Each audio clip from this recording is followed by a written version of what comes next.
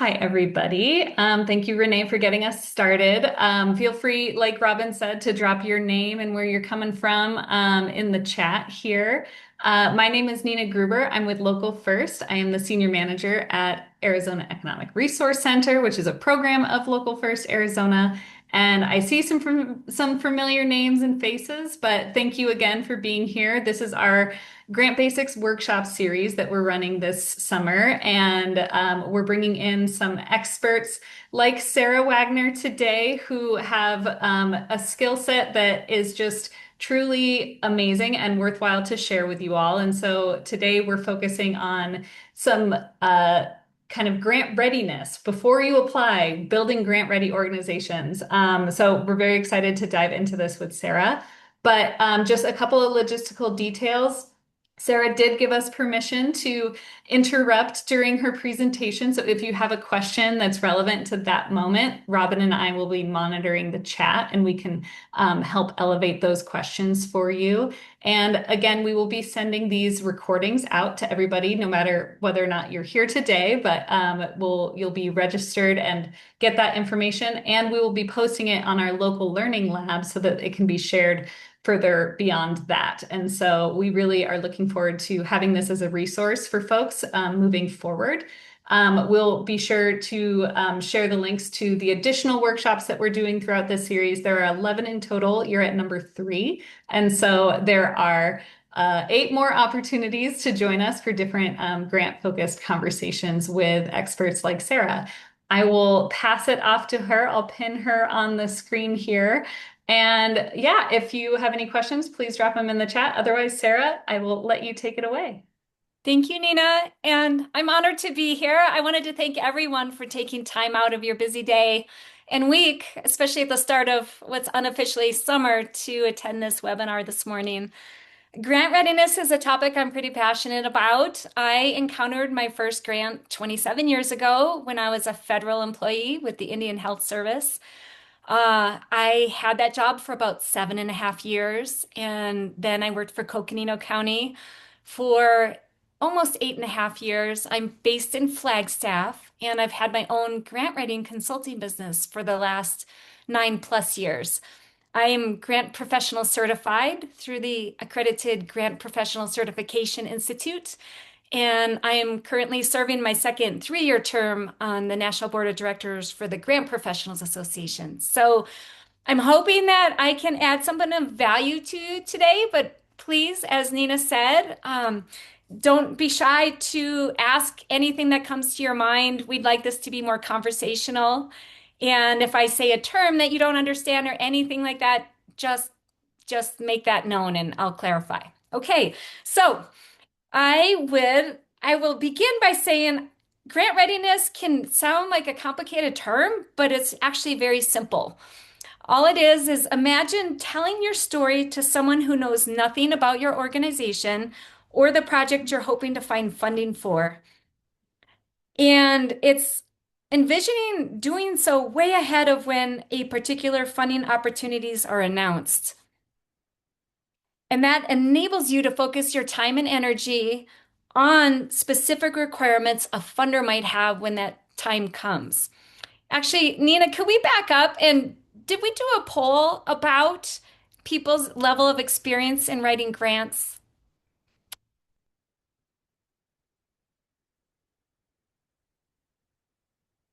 So the question is your grant writing experience. Have you applied for a grant before? And if you could please either check yes, no, or started but didn't finish, that'd be fabulous.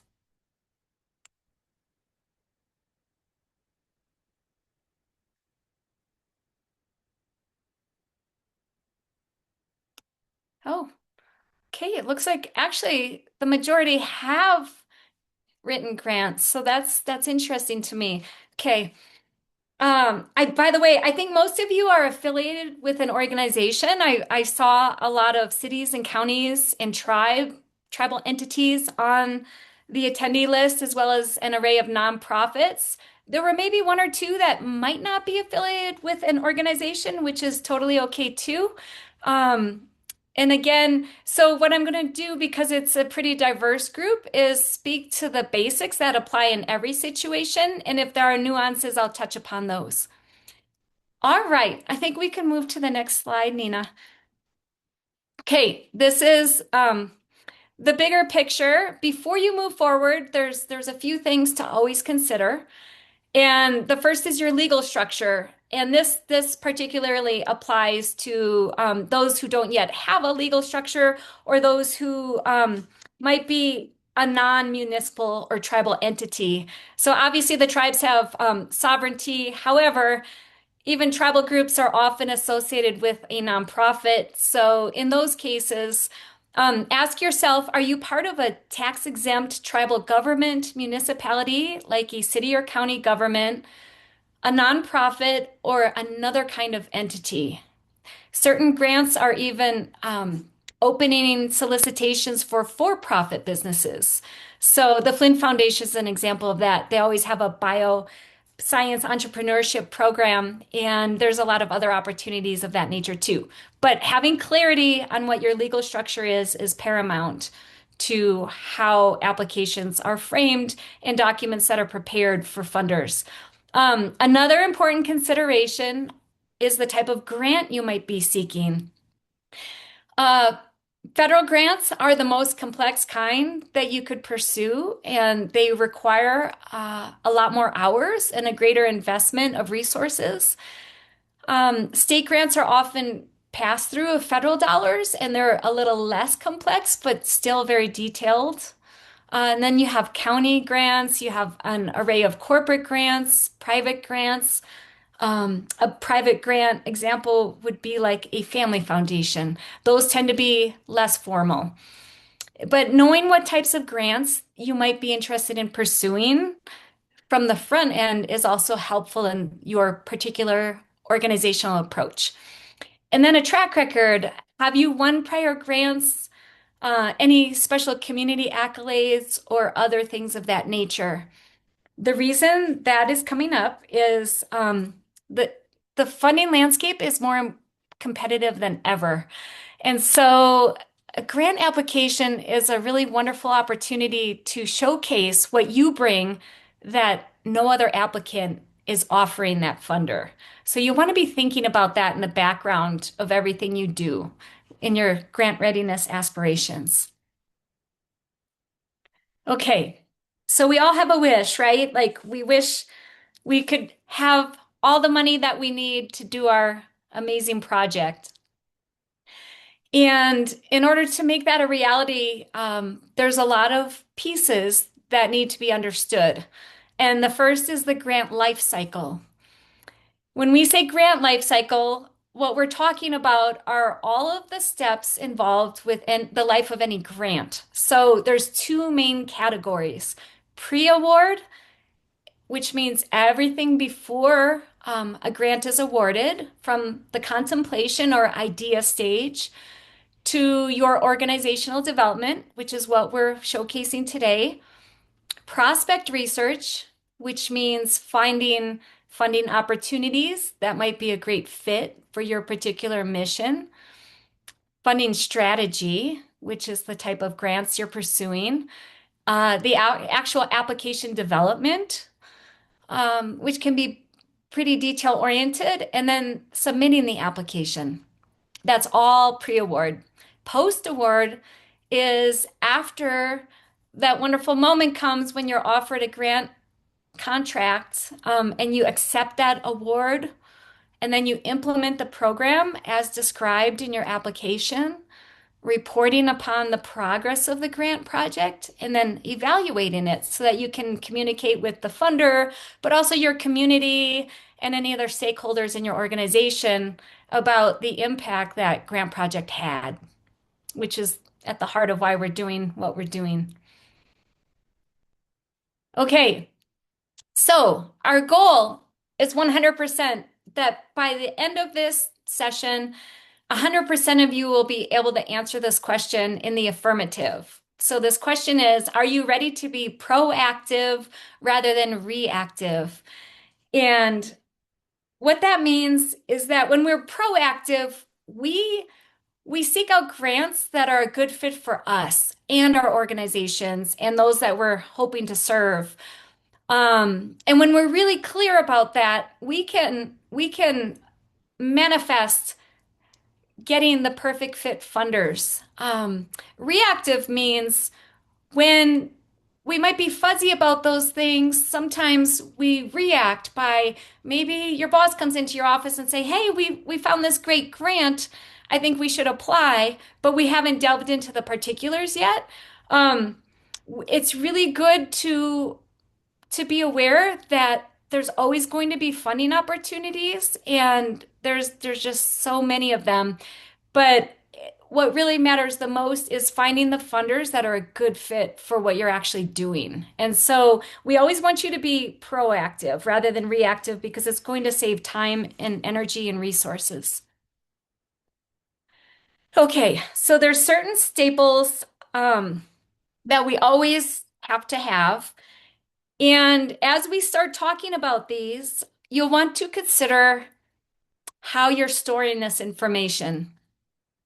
Some of you may already have all of this information in one place, especially if you have applied for grants in the past. However, a best practice, if you haven't, that's okay. And a best practice is to have a single place where you cache all of these things and that you actually update them as time goes by because we're always evolving and programs evolve too, and the calendar keeps rolling forward. So we always have to update these. And when they're stored in an organized, singular place, it's much easier to go in and update it each quarter, every half a year, or definitely annually. Okay. So that might look like a file, a special file on your desktop. More commonly, it would be a dedicated Google Drive site or a SharePoint site that anybody who has a hand in carrying this out can access and contribute to. That's such a wonderful best practice, and I love that you pointed it out, especially for our rural nonprofits and organizations as they have trans changeovers and people, resiliency within the office. This kind of document or storage is just it makes it really easy when new people come into the office or somebody else takes on these roles within that organization. Having that best practice that you're talking about is just so paramount to keeping funding going. Thank you, Robin. Simple organization goes a long way. Okay, so you have a vision. Hopefully, you've got a vision for what it is you want to do, but definitely the mission. The mission statement in particular is something almost every funder asks for. So you want to be very clear on what your mission is, and um, it should just always be at your fingertips. The history, that means the history of your organization as a whole. There's often a question that wants your organizational history, and so that might encapsulate your founding story, why the organization was formed, when it was formed. Um, and then at some point in time, a lot of you became part of an organization that attained nonprofit status. And that might be a 501(c)(3, it might be a 501(c)(6, it might be a different variation. If you're with a municipality like a city, a county, or a tribal entity, you have tax exempt status in a different way. But it's really good to kind of understand the bigger picture of how your program fits into the department that you're in and how that department fits into the organization as a whole. And so having any key milestone dates would be important too. But in the case of nonprofits, your date of incorporation as a 501(c)(3, for example, might be different than the incorporation of your actual organization. It's not uncommon for an organization to come together a year or two or even more time before that, where a couple people had an idea and they officially started something with bylaws or formation documents. But it's just helpful to have that history. Um, and sorry about that distraction. Anyway, and then the formation documents. That means your articles of incorporation and your bylaws if you're a nonprofit. Again, if you're another entity, that's okay, but um, definitely you want to have these handy because there's language in there that sometimes you need to reference in an application. And actually, the dates are very important. So, um, okay. And then I'll go on to the Internal Revenue Service recognition. I mentioned the 501(c)(3), but um, that IRS letter is something that most funders are going to ask you for. And so, even if you're part of a much bigger organization, you'll want to track that down. It might be harder if you're part of a really large organization to get to the heart of who has that document and where it might be, but it's really important to get it, and it can take some time. So be sure you have that. On that letter, they always give you they give you a few things. They give you the date that the nonprofit status was attained. They're going to give you your employer identification number as it's recognized by the IRS, and they're going to tell you what type of exemption you have. And that those things become important pieces to weave into a narrative in that early part of an application where you're giving the history. And yeah, your IRS standing. Another very common attachment is your most recent organizational 990, and that's called IRS Form 990, and it's basically your tax return. If you're brand new and don't have that, that's okay. But if you do have it, you want to have it handy. You want to have it in your cached place, and you want to have at least the last 2 years ready. Okay, more fiscal staples. Um, you want to have your board approved operating budget. So it should reflect your fiscal year start and end dates. And, you should have the name of your organization at the top. This is an important point throughout. A lot of times, we're working in a system wherein everybody involved sort of understands the landscape, right? Like that you're working for your particular city or county or whatever the case may be. However, we're preparing documents for somebody on the outside, okay? So we don't want to make any assumptions, and therefore keeping branding at the center of your focus is something you always want to do, and make sure that documents have your organizational name and that there's a date on there whenever possible. Other staples you'll want are current financial statements, and that means it depicts how your organization is doing and adhering to the prescribed budget. That's a very common attachment a funder is going to ask you for. And then if you can, you also want to have audited financial statements. Those are very important if you're more established, and if you're kind of just getting going, or if you don't have the resources to hire an auditor, which is totally understandable. That can be very expensive. A lot of funders do accept financial statements that are signed off by a CPA in lieu of an audit, but you want to be able to show at least the last 2 fiscal years. And again, if you're just starting out, that's okay. There are some grants for startups. However, for more established entities, this is a best practice as well. Okay, have you compiled other essential pieces that funders require? One would be an organizational chart. That would be a one-pager that's depicting a board of directors or whatever other type of management you have, and then any staff involved in your organization and down to your particular project. So as we go through the remaining slides, bear in mind that hopefully if you're seeking a grant, you've got a particular project in mind, and that project probably falls within a certain program or department. And so you're always telling the story of the grant funded project. And there will be pieces that involve the organization as a whole, but it's that grant funded project that you want to be crystal clear in conveying to the people that you're asking for money from. Okay, a board roster. This This is a nice opportunity to include a high level of detail. More is always better as far as details go. If you are pressed for space or character limits, you can always pare something down. But a best practice is to put as many details in as possible because the more details you share with a prospective funder, um, the your the greater the chances are that you're conveying um, that you're actually doing what you're describing. Like, yeah. So like with the board, for instance, if you can put in the frequency of the meeting of the board of directors just in a little synopsis at the top, that'd be fabulous. Include their names, any credentials they have, any officer roles, affiliations through their workplaces. And then I added diversity highlights, mainly because like if you're a tribal entity and you're seeking funding for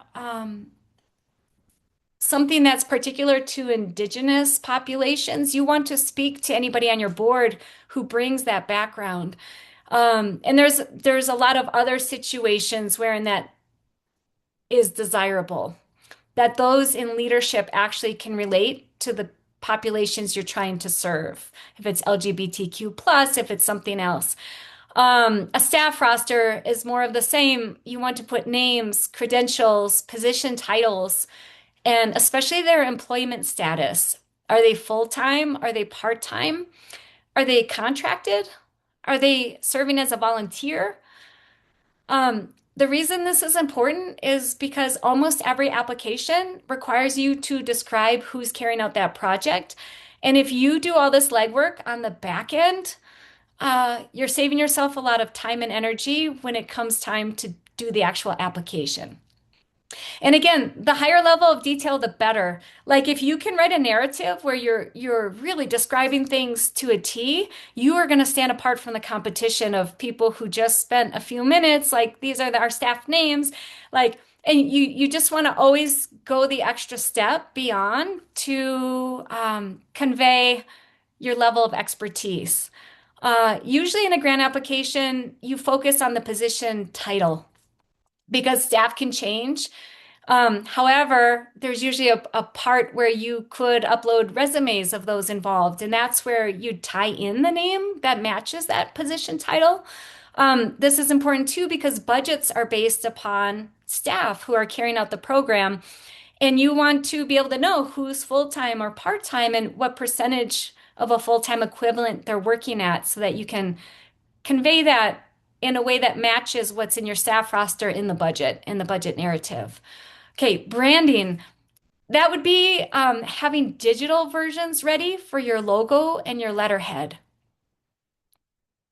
and anything else that you do to brand yourselves. But having digital versions helps a lot because, like, if you're going to, for instance, pursue a letter of support, it'd be nice to be able to um, take any content that you're sending outside onto formats that are just already created for you so that you don't have to spend your time and energy doing that. This especially comes into play when you're brand new and you don't yet have these things established, but it's much more professional looking if you can prepare that. Okay. Having a dynamic digital presence is actually really increasingly important. Did you know that potential funders are going to research your organization? And if they do, what do you want them to discover about you?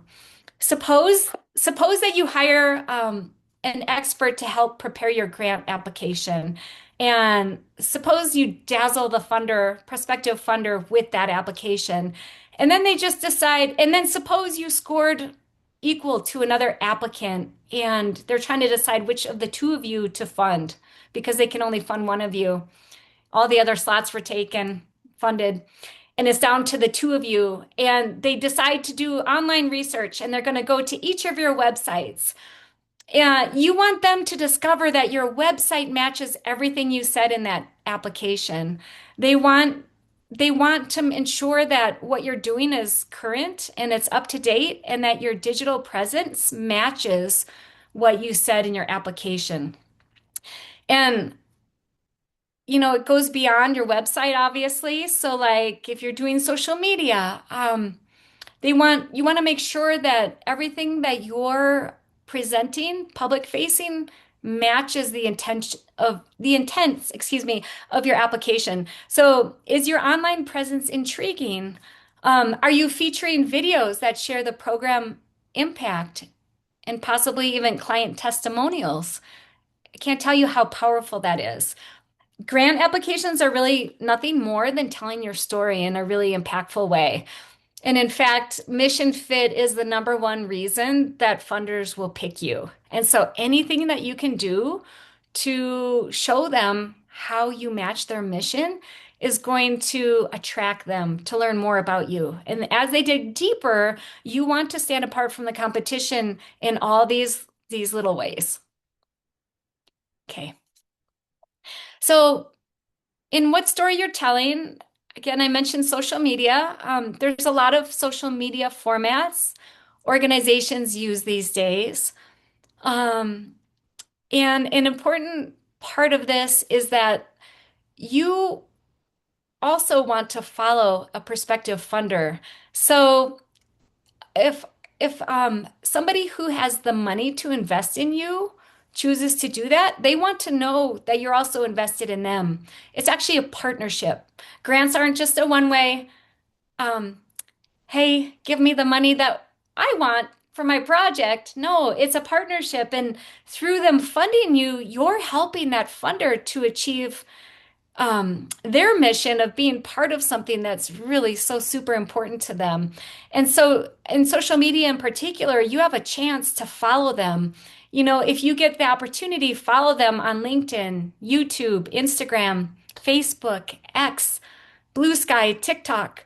Um, you want to follow prospective funders even before they announce a funding opportunity if you think you might be interested in inviting them to invest in you. And that's a nice way also to learn about the nitty-gritty of what they're actually doing.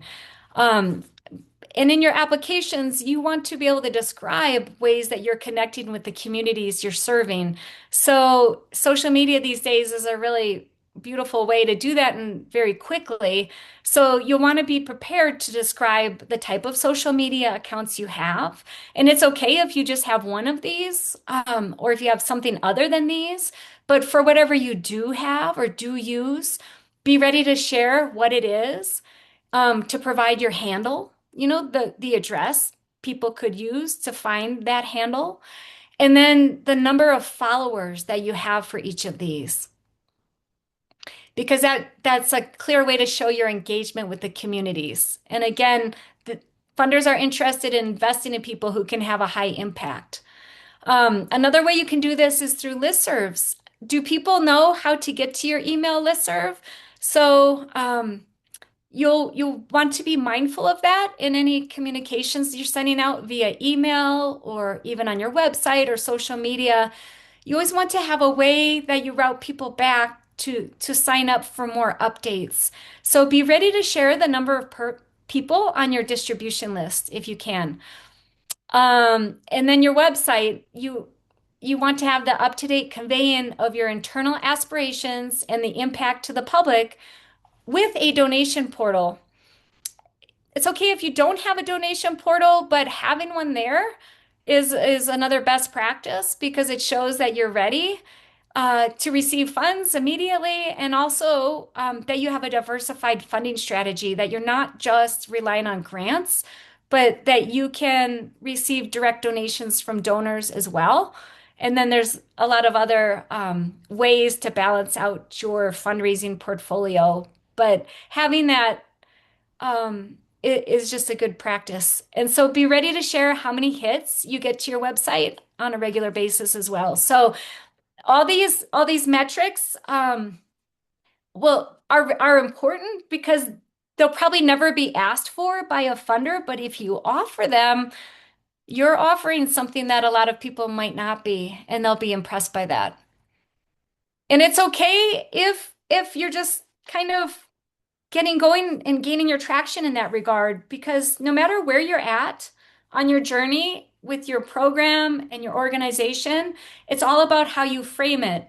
You might need more grant money to grow these things.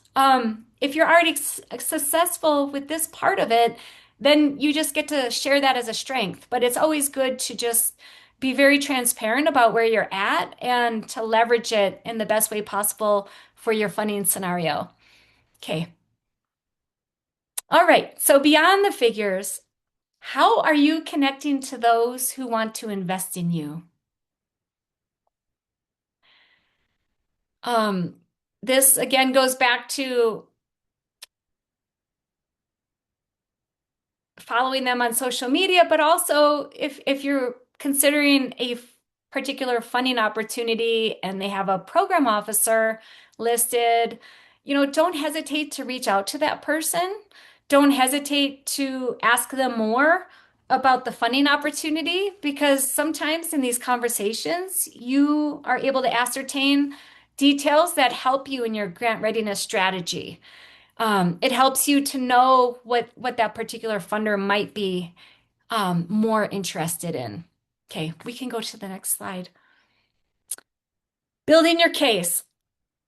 Okay, so I'm going to cover a lot of things, and these combined with other things that we've already talked about, um, they can all be kept separately, but as you start compiling them, you can build your case in something we call a case statement. And so while a template hasn't been provided for that, if you start creating a document even where you cover all these aspects, that becomes what we call a case statement. And that's where you're building a case for your funding that's really solid. So some of the elements to this are things like a list of your programs being offered by the organization. So this is particularly true of municipalities. Whatever program you're seeking grant funding for is probably one of many, many programs that your municipality offers. So having a list of all the programs is a good thing, and then a list of the programs that you want grant funding for, because we always want to see things in context in the big picture. The next one is a needs statement for each program centered on recent relevant statistics. I can't drive home this point enough. Having relevant statistics that are based on your particular program are super important. Um, Ideally, it will come from your organization. Like if you're providing health services, you'd want to be able to provide details on your clientele from the last year. Where do they live? How much do they earn? How did they benefit from the program that you've been offering? Like internal records are the best source. And then out from there, it might be what your town or city offers or what your region can share and what your state databases say.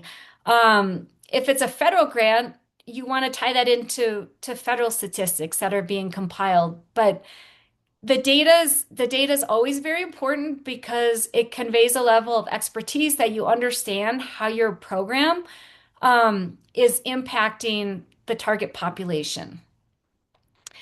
Who's involved in carrying out each program? This goes back to your staff roster. You want to be able to describe that in great detail. Um, Maybe you're submitting a grant application for a program that doesn't yet have staff, and you'd be able to carry out the program if you did have staff. So they're brand new positions. That's okay. You just have to be able to show like what would the titles of those people be? Again, would they be full-time? Would they be part-time? What would their ideal salary be?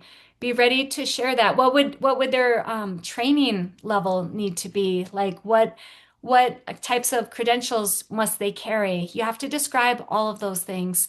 Um, who will benefit from each program? Meaning who's your target population?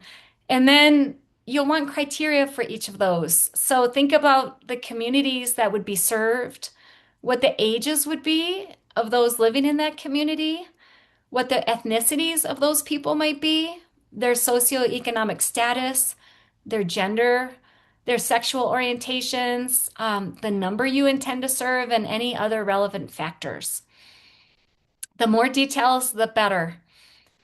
Because when you zoom in on these specifics, then you can really describe your program in a high level way. Uh, and then it's easier to find statistics too that back up your program when you can be that specific. And sometimes I feel people um, want to cast a wider net because they think that's more impressive. But I feel it's actually more impressive to be succinct in who you're really serving, because then you can really tell that story in such an impactful way. And maybe this grant that you're pursuing will only cover a little piece of the bigger picture, but that's okay because if done well, this grant could lead to many more grants, right? So always just start with where you're at and just be super clear on what those parameters are. And then when you flesh all that out, you'll be able to develop a budget for each program in which you clearly indicate the items that you need grant funding for. Um, Again, you want to be as detailed as possible in that, listing out each item.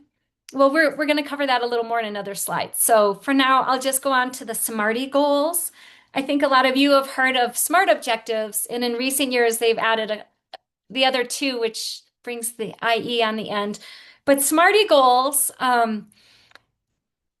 are specific, measurable, achievable, or ambitious, relevant, time-bound, inclusive, and equitable goals, objectives, and desired outcomes for each program you're seeking funding for.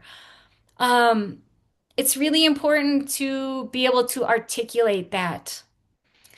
If you're not yet able to do that, there's a series of questions you can ask yourself internally to reach that point. But you basically you need to be able to do that. And if you can't yet do that, you may not yet be ready to apply for grant funding, because you should be able to tell anybody what it is you need, and what's the time bound facet that you need this money for, and exactly what you hope to achieve with the funding.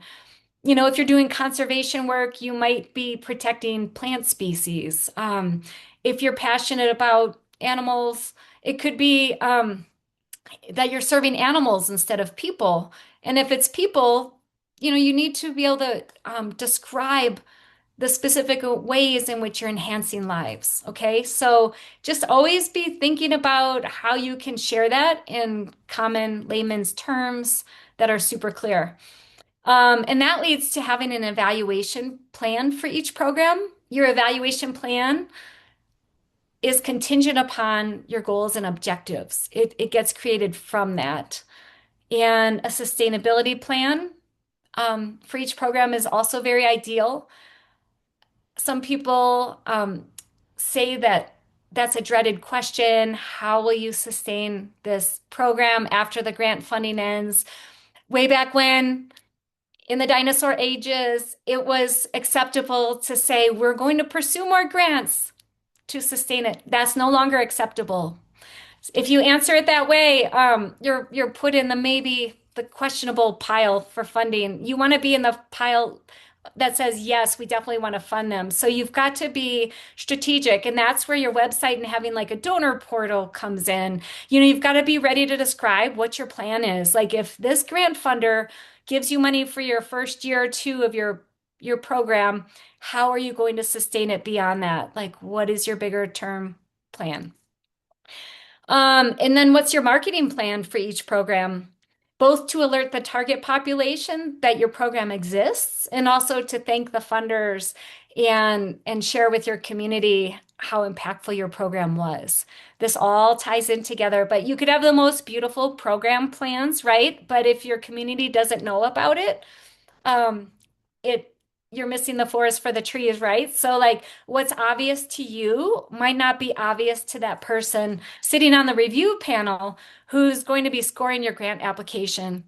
And so while we're not getting in the weeds of that aspect today, it's an important thing to have in your awareness as you proceed in your grant readiness efforts, because you're actually writing a grant application for the reviewers of your grant application. And there's such a wide range of funders out there, and they have a wide range of how they evaluate your proposals. Some are peer reviewed, some are community volunteers, some are staff members. But a great assumption to make is that the person reviewing your application knows nothing about your organization. They know nothing about your track record. They know nothing about your aspirations. So your job is to convey all this in a super clear, easy to understand way for somebody who knows nothing about you. And so if you think about it like describing it to your best friend, somebody that's totally hands off from your day-to-day work life, that's a good rule of practice too. Okay. Extra polish. I'm all about the extra polish. So the extra polish actually takes a lot of time and energy to do right. Sometimes we just allocate a little bit of time to do this grant readiness stuff, right? But even putting the application together, but the extra polish is is going to show what you're doing to help the funders choose you. This is where you stand apart from the competition. So anything you can do in that regard is going to pay off in spades. You want to be able to exceed the funder expectations. And the way you can do this is to anticipate their questions and offer beautiful clarity in everything that you do. Okay, so sometimes we get this golden opportunity. Sometimes in a grant application portal, they will have a place for optional attachments, and they have not defined those attachments. Always upload something there.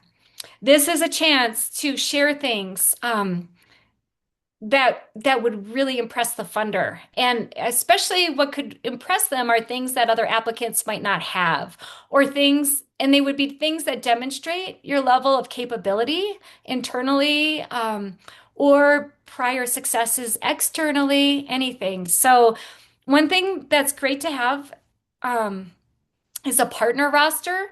And that would be like a table that shows who your partner names are, who your partners are, okay? So it'd be like the organizational partner names, their project roles, how they play into your particular project.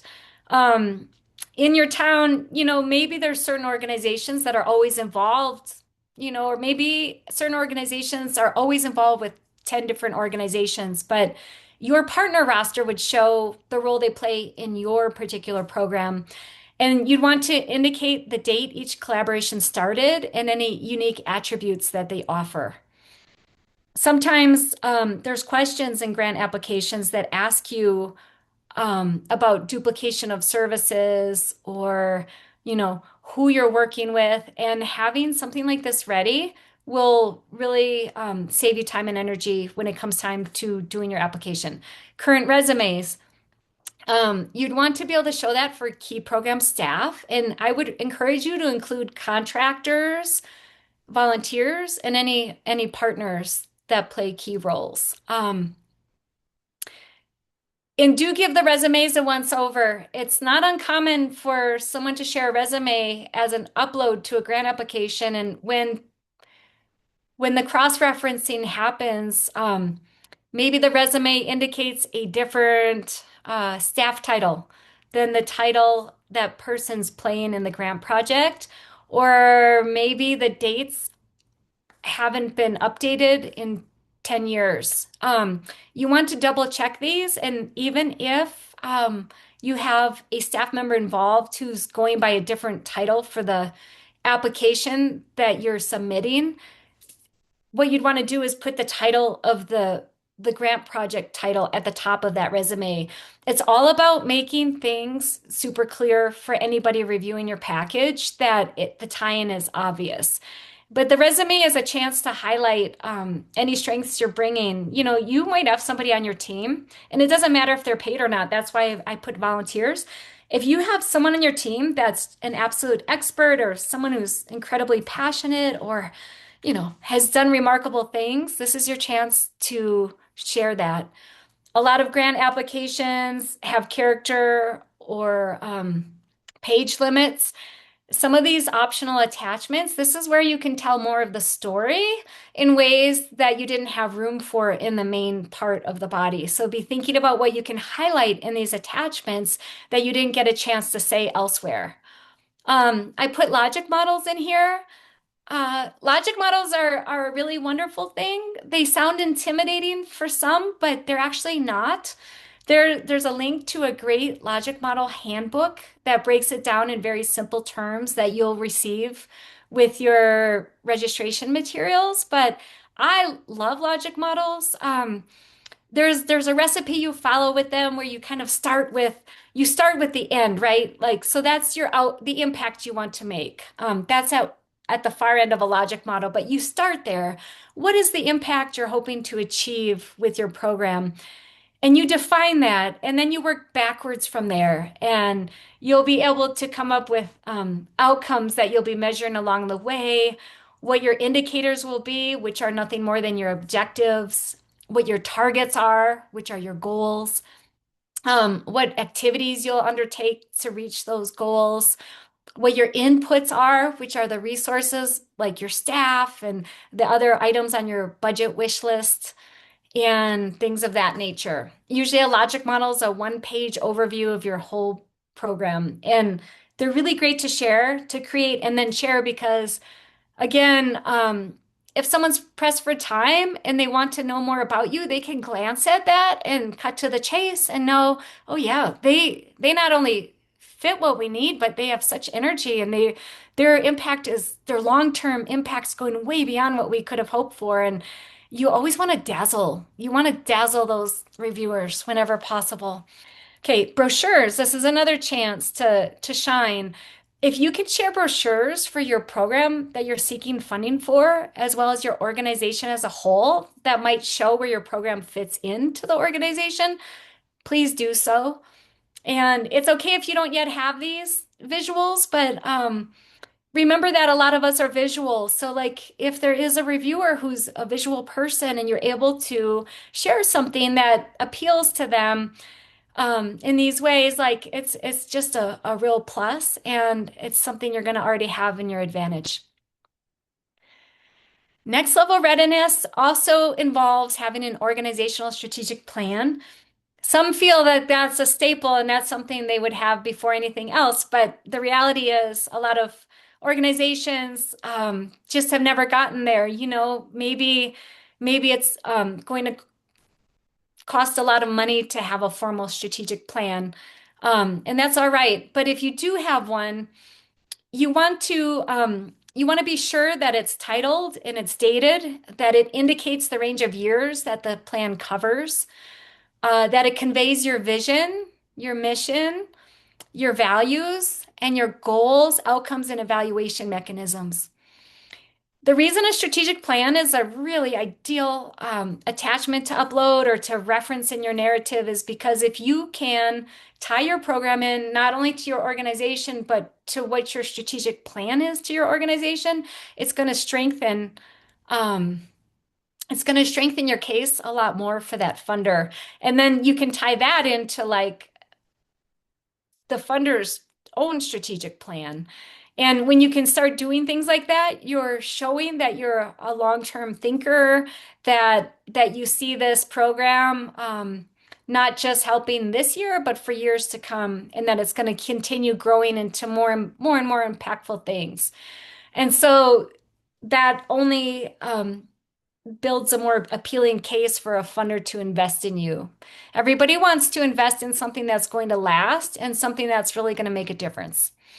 If you could share an annual report that highlights your program impacts and how the organization adds unique value to your communities, that's terrific. Again, add pictures in there, add quotes from your participants. You want to show ways that you're bringing value that nobody else is offering the funder.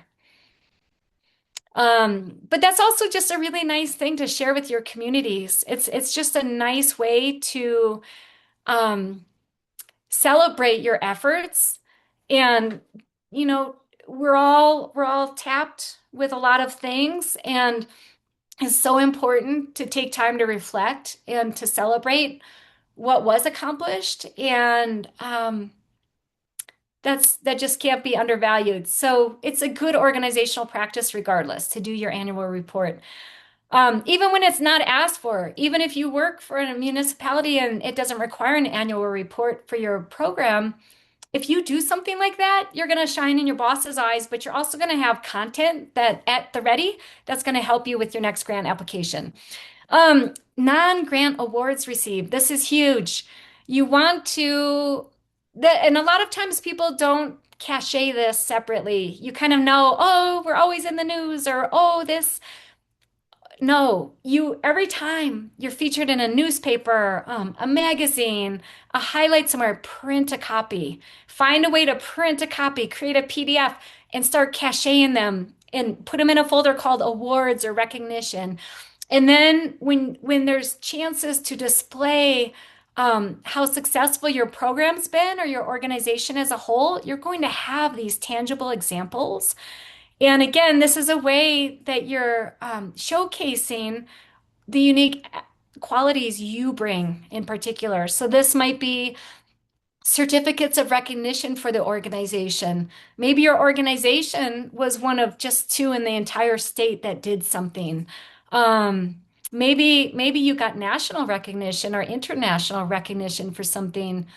Maybe you're the only tribal entity serving a certain population. That's so huge and so important and vital to communicate to somebody who might not know that. Newspaper and magazine clippings, any highlights conveying how your organization has helped people, animals, plants, or other species is huge.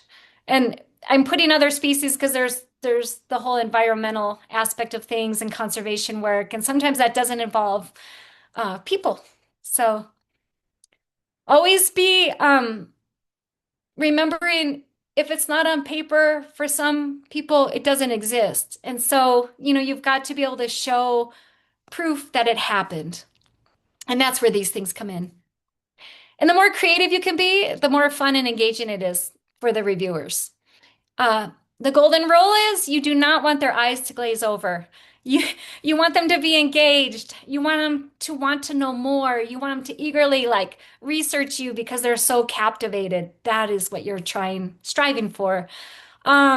This one's pretty important too. You want to have a summary of the grants your organization has applied for over the years. And that's funders they were submitted to. So this could be an Excel spreadsheet. I just noticed the time, so I'm going to talk a little faster. Sorry about that. It could be a spreadsheet. I recommend this highly, that it's in chronological order, either with the most recent at the top or at the bottom. It doesn't matter. Just have it be chronological.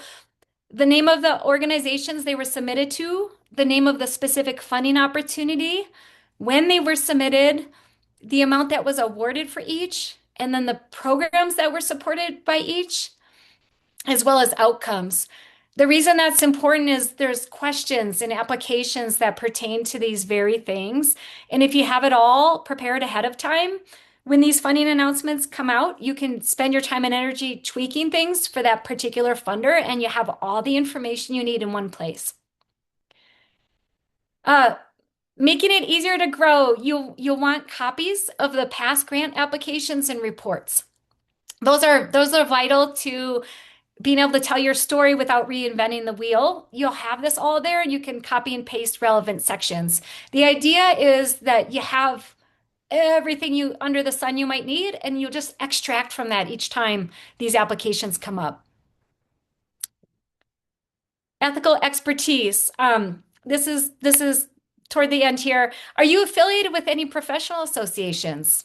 That builds a case for credibility too, that you abide by ethical standards. Go ahead, Nina. So some examples would be the Grant Professionals Association, that's for grants, Association of Fundraising Professionals, That's more the donor aspect of things. National Grants Management Association, that's for compliance issues if you've already received grants. National Council of Nonprofits and Board Source both have amazing resources for any nonprofit. And these all these organizations have a plethora of learning pathways and tools that can help you be even more successful. And internal controls, do you have current signed agreements with partners? This is particularly true of municipalities. You rely on things you've always relied on. But guess what? If it comes time to share an MOU with a prospective funder and your MOU hasn't been updated in 20 years, that goes back to the picture you're painting. You want everything to be current as possible. And you want it to be signed and dated. So like again, if the version of the MOU you have in your file was never signed or dated, that's not good. You want everything to be super professional and tight. Do you have organizational policies that have been reviewed in the past 2 years, particularly pertaining to grant protocol? That's particularly important too if you work for like a county government. You have to understand how the approval process works so that when you're under a tight timeline, you know what you need to prepare and you can secure that approval as quickly as possible. It's rare that a funder is going to ask to see these policies, but there's times when something defaults to your internal protocol, and you have to know what that is and be able to recap it in a grant proposal.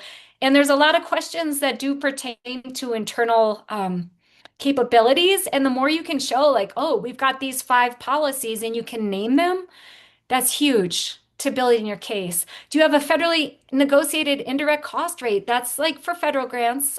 Go ahead, Nina, just for the sake of time. These are also for federal grants only. You need things like an active system for award management registration. You want to start that process really early. It should always be free, by the way. If you get approached by somebody saying you can pay them $500 for your SAM registration, please run away from them, report them. This is always free 100% of the time. The federal government doesn't charge you for this. Federal grants also involve the unique entity identifier, the UEI. You get that when you create your SAM registration. And then you'll need a login.gov registration. So start early on all of those things. And that is it. If you have any last minute questions, I'm so happy to share. Otherwise, you can find more by visiting the local FIRST site. And this is my contact information. It's tricky to share information that's appealing to everybody when you're at different levels of experience and maybe desires. However, I'm hoping I gave you something of value today, and don't hesitate to reach out to me if you have a follow-up question. Thank you so much, Sarah, and thanks to everyone here. We will follow up with a recording, and as I mentioned at the beginning, we do have additional workshops coming up in this series, and I've just shared the link there in the chat, but we will also make sure that you have access to that afterwards. Again, if you have follow-up questions, please feel free to either email Sarah or us here at the Arizona Economic Resource Center. We are so excited and so happy to help you on your journey towards becoming a grant-ready organization. Thank you all, and I will end the call there. Thanks. Thank you.